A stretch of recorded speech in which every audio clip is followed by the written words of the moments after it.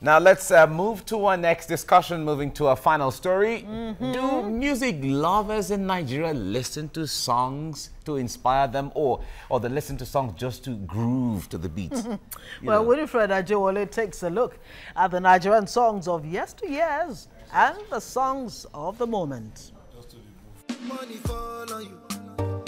Nigerian music has evolved over the years, bringing with it innovations that have been commercially viable. But the debate over the contents in today's music has been loud, with complaints that lyrics have become even more watered down, almost to the level of being without value. Ebenezer Obey, Sonia Day, Christy Esianibokwe, and Onyeka Owenu being models of the golden age of normal lyrics, their songs consciously passing messages of social change. And the second election, like it was a pass. Nonsense. While the legendary fella Anikulapo Kuti sang unrepentantly against injustice and became a one-man anti-corruption crusader. But fast forward to the 2000s, and the difference in style and content is clear. Many artists now struggle to put their lyrics into an appreciable context.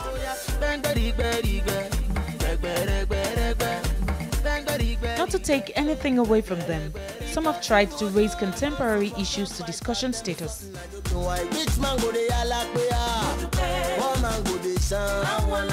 But the purposes of songs like African Chinas are quickly defeated, with songs praising fraudsters, hypes, and overtly sexual tones that now pass for music.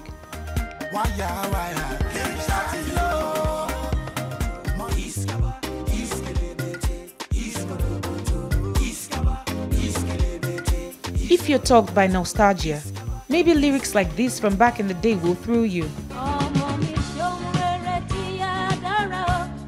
For many musicians now, music is all about the business, not necessarily the social change that it can bring.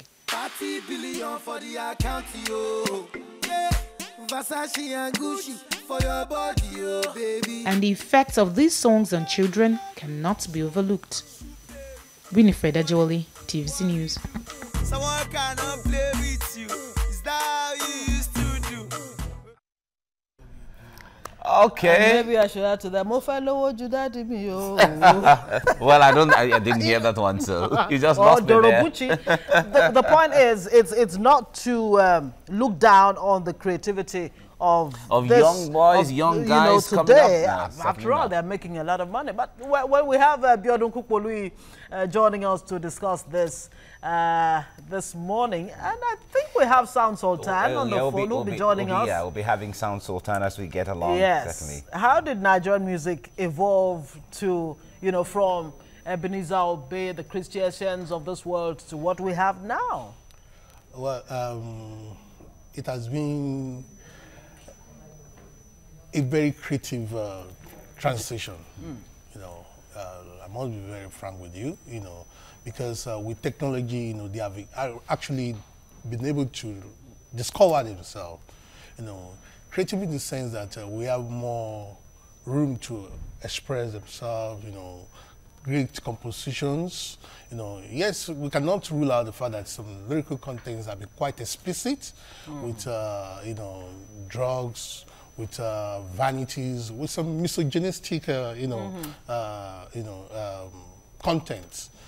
But I must tell you that we have discovered ourselves, and of course that is why we are #1 in Africa. Is this a good self-discovery? Well, to an extent, commercially it is. When we want to look at the ethical aspects, then you can say, okay, well, there should be some control. But I don't engage. I don't like to talk about censorship.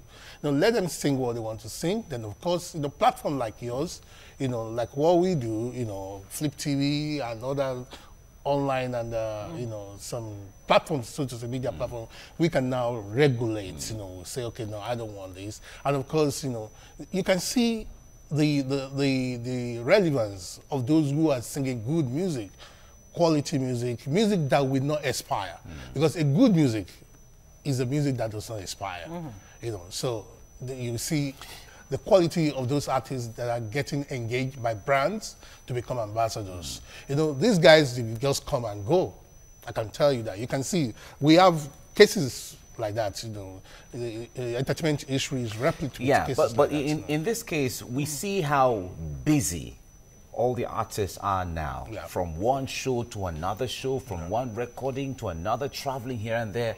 But all that is the commercial side of things, like you say. But the real hard work, what you're known for, is the song itself. Do you think they're doing a good job on working hard enough to come up with the crafting of good lyrics? No, we don't have master crafts any longer. Very few of them are.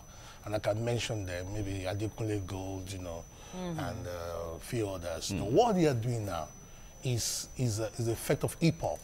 You know, they really want to churn out something that I feel is even against women generally, and of course now it's affecting society, because you now think of what your child should listen to, you know, and that gets everybody worried.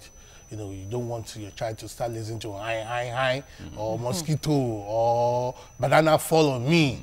You know, all those things. You know, imagine children ask you, Daddy, what's the meaning of banana fall on me? I will fall down if banana fall on me now. You know, or something like that. You know, but you know the meaning. You know, all these things are coded, you know, but they are not good for us. So we are in search of masterpieces now.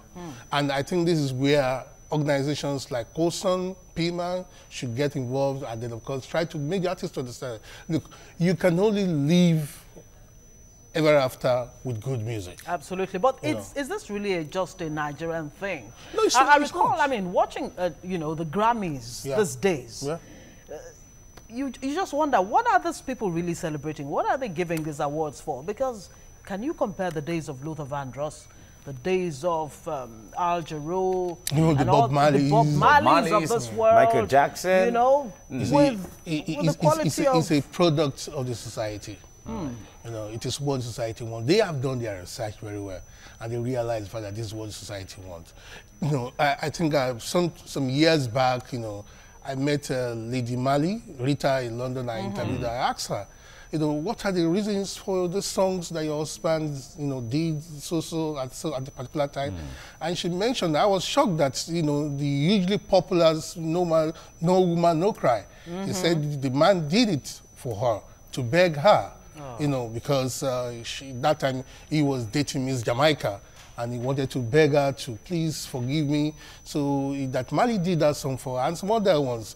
And of course, when Marley was it's evergreen. It's it's evergreen. We have Sound Sultan on the phone. Let's find out. I mean, okay, that's a good example of an artist that sings songs that affect your life, that affect my life. Exactly. And of course, our children love. We have him on phone right now.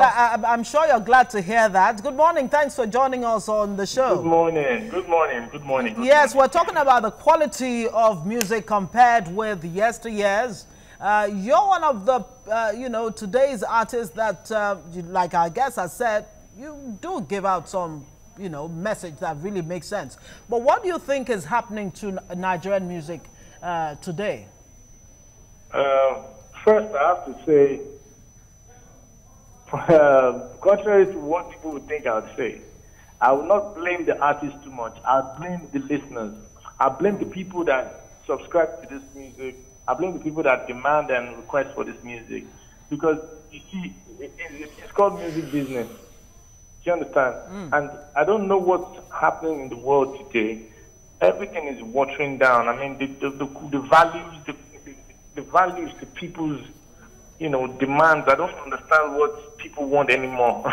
Even the artists don't understand. Because you see a lot of artists that are very, very good, that are really ready to offer a lot of, you know, content in the music.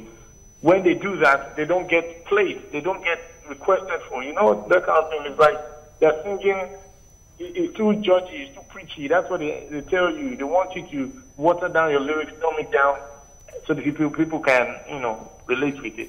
So right now, it's not really what the artist, you don't get to see the good artists. That's what I'm just telling you. You don't get to see or hear the good ones. So the ones that are being played, that are being given rotation and being put on the playlist, are the ones that have this soft cell kind of music and the lyrics. So that is exactly what's going on. I feel like there can be a shift to it if the people demand more of quality songs, and, you know, even the OAPs, you guys can... All right, Sound All right, Sound Sultan, you've laid the blame on the people themselves who place or make demands of the kind of songs. But if we have to put things in perspective, what role do the people have? Because they are not the ones who write the songs. They are not the one who record the songs. They are the market. Okay. If there's no market for that thing, everybody will change. Trust me. Yeah, but the people, the listeners are not an organized. It's not an organized market. So that's what I'm saying. It doesn't have to be organized. You just have to know what your values are. As a listener, you can call people. All these listeners that make a lot of people chart. You know, they are the ones that call and request for songs. They can still lay their complaint and say, "Oh, look, I don't like this kind of music. Why don't you guys play me more of this and that, more of this and that?" This time you'll be doing justice to the people that have been toiling and making music that have not been heard. You know, that have been making quality music that can make you change your what you're saying right now, change your opinion. Because there's still many people in the studios that are doing good music, very, very good. I know a lot of very good artists that I tried to help, years back, and they get frustrated and just leave the scene because there's no way they can push that kind of product. It's interesting you said earlier that even the artists themselves don't understand what's going on. Is that why we have all kinds of words, springing up in our lexicon, words that I don't want to necessarily no, you don't have to go in. I don't have to go into those words. Words that don't have meaning at all. There are so many things that I have to, over the years. I know when we started, like you were saying, the references.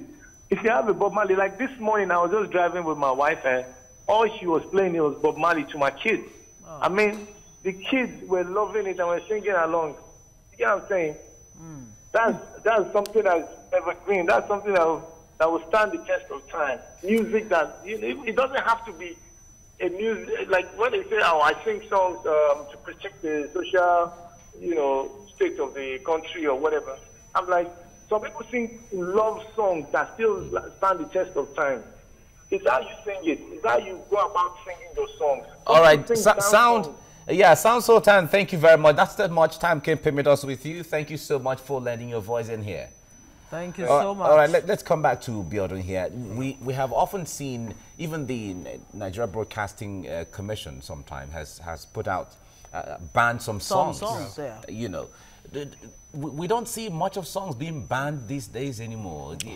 What's your concern? Because there are wide media platforms. So if you ban me on your radio, you ban me on your television, I'll go online. You go online. So why ban me anyway? So because we have a proliferation of artists in Nigeria now. We have a kind of a constellation of stars now, and as a result, we are overwhelmed with this kind of music. Like Sound Sultan said, you blame the consumers, but then, who regulates what the consumer will consume? That is where I feel. At the end of the day, the consumer is a final regulator. Yeah. So who regulates what the consumer will consume? So there should be somebody that will protect the consumer, because all these things, our children will consume them. We will consume them. We don't have good music like we used to have. Is there a danger of doing art just for art's sake, like what the French will call la pour la? I mean, these songs, they're winning awards. They're making money. They're getting endorsements and all kinds of things. There's space for them. Is it the society in general that is really, really... the society in general, but then, you see, every artist lives for now. Most artists don't think about tomorrow. Those who think about tomorrow are the ones who collect money from their collective society in their old age. So these are the things that I feel that collective society and organizations like PMAN and others should engage the artists and let them understand further. Look, after your hit track, after your hit song, which will, the span of life is just maybe 3-4 months, you are gone. Why don't you think about something that will be there forever for you? I'm Evergreen songs. I'm sure MCSN still pay Bob Marley money. They pay King Sunny Ade money, royalties, and Kosam pays Ebin royalties. You know, I mean, calling from and Fela's story is still being told all over the world. So they should learn from those people, because look, at the end of the day, what you do now, that Akbako music, that banana following you, that high mosquito song will not take you till maybe when you are 40s or 50s, 60s, 70s. Nobody will listen to that song again. All right, if we talk about, because we're saying that the consumers are not organized.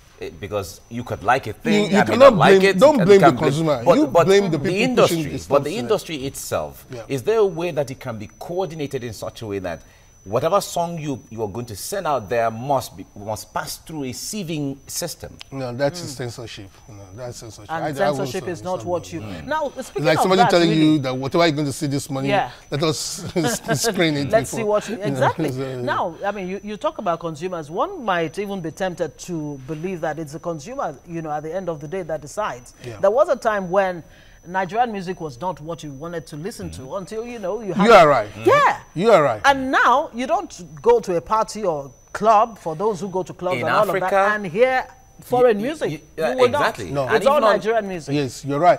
You see, things have changed. That's why I said earlier that, you know, we have society, a like wider I say, is space dynamic. now. You know, of course, you know, we listen to different music every day.